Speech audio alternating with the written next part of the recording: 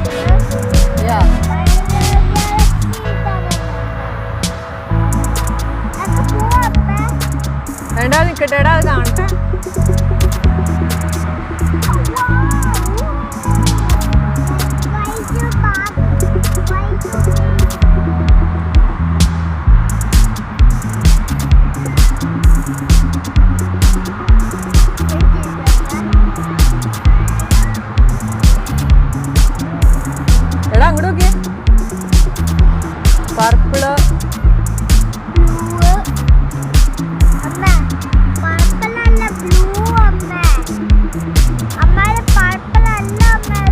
ആ blue blue blue.